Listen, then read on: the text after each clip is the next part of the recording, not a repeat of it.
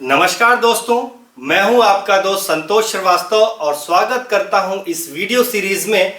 और आज का हमारा टॉपिक है सी स्कैन एल्गोरिथम। दोस्तों, इससे पहले हमारे वीडियो लेक्चर्स में आप देख सकते हैं जिसके में हमने बहुत ही क्लियरली इसमें मेंशन किया है डिश शेड्यूलिंग के बारे में और उसके डिफरेंट एल्गोरिथम्स के बारे में। डिफरेंट एल्गोरिथम्स कौन कौन से थे जिसमें हमने पहले अपने पुराने वीडियोस में बना रखा है कि FCFS first come first serve algorithm भी हमने उसमें बताया है। SSTF shortest seek time first algorithm के बारे में भी बताया है और स्कैन एल्गोरिथम के बारे में बता रखा है। तो आज हम लोग सर्कुलर स्कैन के बारे में जानते हैं। सर्कुलर स्कैन, इसका नाम क्यों पड़ा, क्या है ये एल्गोरिथम और किस तरीके से इसका काम होता है, किस तरीके से ये डिश शेड्यूलिंग वर्क करता है, इसको समझते हैं। तो आइए, कुछ लाइनें हमने आपके रेफरेंस के लिए इसमें लिख रखा है। Head start at one end of the disk and moves towards the other end।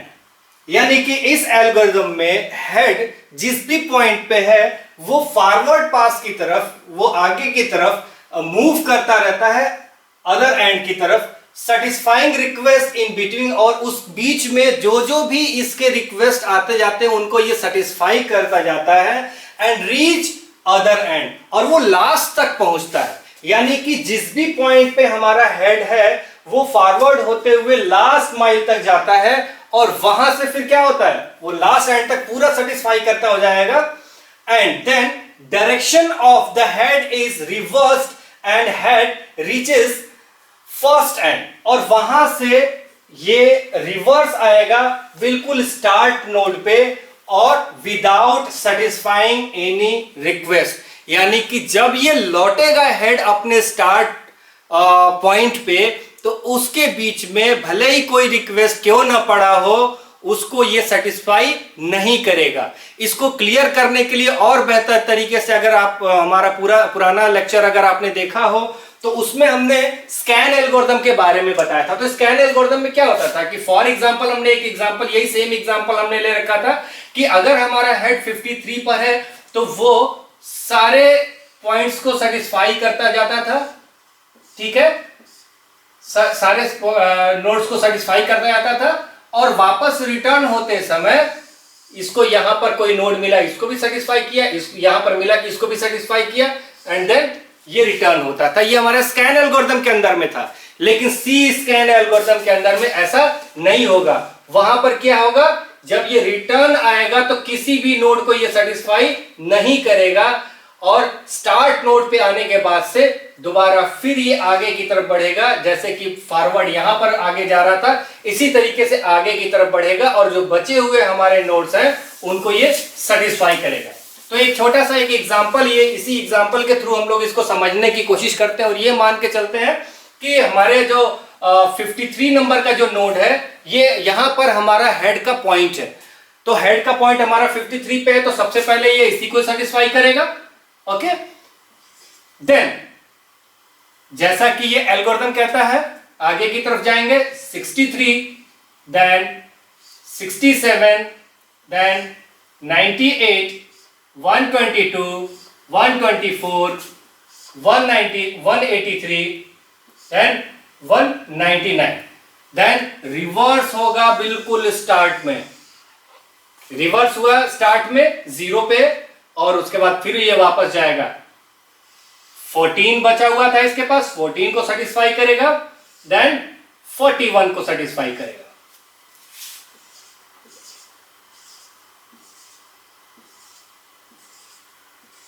मेरे ख्याल से ये एल्गोरिथम आपको समझ में आ गया होगा कि ये दोनों एल्गोरिथम, ये काफी कुछ जो है वो स्कैन एल्गोरिथम के जैसा ही है।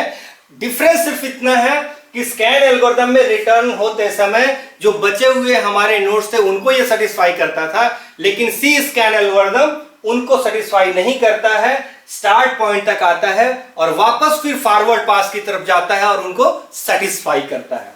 तो चलिए हम लोग इसको सॉल्व कर लेते हैं। हम लोगों ने यहाँ पर पता लगा लिया है कि किस तरीके से कौन कौन से नोड किसके बाद कौन सा नोड हमारा सेटिस्फाई होगा। तो इसका सीक पॉइंट भी निकाल लेते हैं, सीक टाइम निकाल लेते हैं, सीक टाइम निकाल लेते हैं। सीक टाइम कैसे है निकलेगा, 53 हमने उसमें पुराने लेक्चर में अपने बताया था कि सीक टाइम निकालने के लिए दो नोड्स के बीच का डिफरेंस निकाल लेते हैं, यानी इन दोनों का डिफरेंस होगा, उसके बाद से प्लस होगा, फिर इन दोनों का डिफरेंस होगा, वो प्लस होगा, फिर इन दोनों का डिफरेंस होगा और फिर प्लस होगा। इसी तरीके से वो सारे नोड्स को सेटिस्फाई करेगा, फिर उसके बाद से हमारा ये इसी क्रम में आगे बढ़ेगा। तो यहां पर हम कर लेते हैं 63 minus 53 plus 67 minus 63 plus 98 minus 67 plus 122 minus 98 plus 124 minus 122 plus 183 minus 124 plus 199 minus 183 plus, यहां तक सेटिस्फाई हो गया। अभी ये 0 पे आ गया और 0 के बाद 14, यानी कि 199 के बाद कौन सा पॉइंट हमारा सेटिस्फाई हो रहा है? बिल्कुल 14 हमारा फर्स्ट हमारा सेटिस्फाई हो रहा है।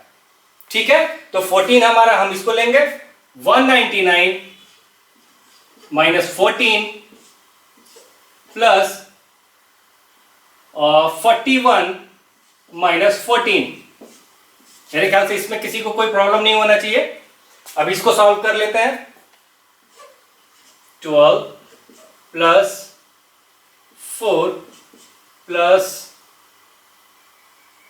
31 plus 24 plus 2 plus 59 plus 16 plus 199 14 185 plus 41 minus 14 27, और इनका टोटल कर लेते हैं।